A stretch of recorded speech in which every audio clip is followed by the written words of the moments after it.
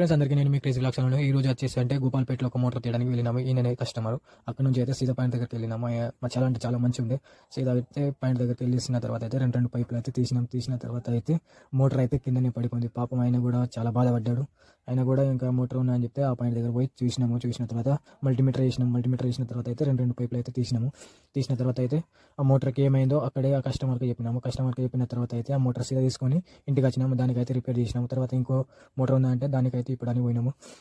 దానికి కూడా తీసిన తర్వాత అయితే కస్టమర్కి అక్కడే చెప్పినాము ఏం ప్రాబ్లం ఉన్నదని.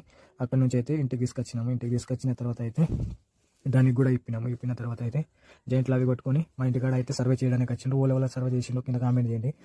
అక్కడ నుంచి అయితే పొద్దున తీసిన మోటార్ అయితే దించడానికి వెళ్ళినాము. దించిన తర్వాత అయితే మోటార్ అయితే బయట నీళ్ళు అయితే పడేసింది. నీళ్ళు పడేసిన తర్వాత అయితే అక్కడ నుంచి నేనైతే సీదా నిర్మల్కి వెళ్ళినాను. సరుకులు తీసుకున్నాము, టమాటాలు తీసుకున్నాను. మార్కెట్కి వెళ్ళి నా వీడియో కానీ మీకు నచ్చితే కానీ లైక్ అండ్ షేర్ సబ్స్క్రైబ్ చేసుకుని అక్కడ నుంచి అయితే ఇంటికి వచ్చేసినాను. Bye next